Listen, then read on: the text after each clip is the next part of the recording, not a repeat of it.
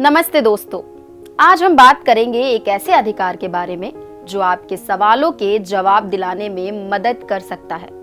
यह है सूचना का अधिकार, जिसे हम आरटीआई के नाम से जानते हैं। सूचना का अधिकार भारतीय संविधान के अनुच्छेद 19 क्लॉज 1 के तहत एक मौलिक अधिकार है। 1976 में राजनारायण बनाम उत्तर प्रदेश राज्य मामले में सुप्रीम कोर्ट ने फैसला सुनाया कि सूचना के अधिकार को अनुच्छेद 19 के तहत एक मौलिक अधिकार माना जाएगा। सुप्रीम कोर्ट ने कहा कि भारतीय लोकतंत्र में जनता मालिक है और उसे सरकार के कामकाज के बारे में जानने का अधिकार है। सूचना का अधिकार यानी कि आरटीआई एक ऐसा कानून है जिसे 2005 में लागू किया गया था। इसका उद्देश्य ये है कि हर नागरिक को सरकारी विभागों से जानकारी हासिल करने का अधिकार हो। अगर आपके पास कोई सवाल है, जैसे कि राशन की दुकान में राशन क्यों नहीं मिल रहा या सरकारी अस्पताल में क्या कमी है, तो आप आरटीआई के जरिए ये जानकारी मांग सकते हैं। आरटीआई आपके लिए सबसे बड़ा हथियार है। इससे आप सीधे सरकारी अधिकारियों से जानकारी मांग सकते हैं और जवाब पाने का अधिकार रखते हैं। इससे न केवल आप अपनी समस्याओं का समाधान पा सकते हैं, बल्कि ये भ्रष्टाचार को उजागर करने में भी मददगार है।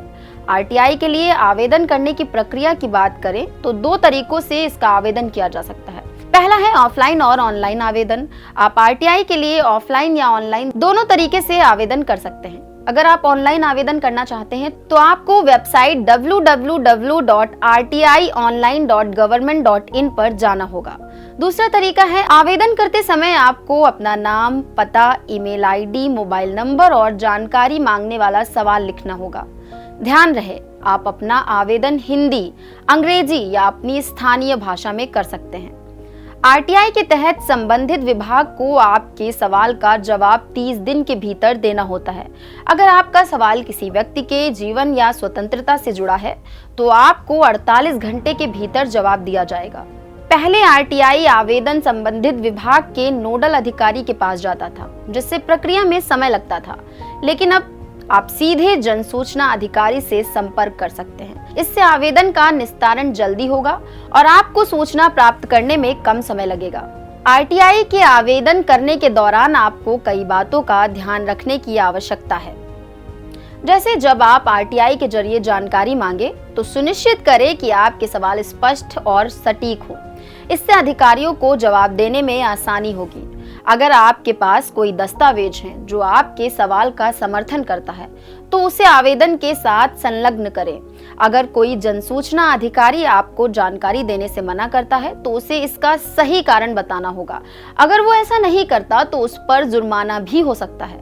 अगर आपको आरटीआई की प्रक्रिया में कोई कठिनाई हो तो आप स्थानीय संगठनों या अधिवक्ताओं से मदद ले सकते हैं। दोस्तों, सूचना का अधिकार आपके हाथ में है। इसका सही उपयोग करके आप न केवल अपनी समस्याओं का समाधान कर सकते हैं, बल्कि समाज में पारदर्शिता भी बढ़ा सकते हैं। इसलिए जब भी आपको किसी सरकारी विभाग से जानकारी चाहिए तो आरटीआई का सहारा लें। अगर आपको ये वीडियो पसंद आया हो तो इसे लाइक और शेयर करें। हमारे चैनल को सब्सक्राइब करें। धन्यवाद।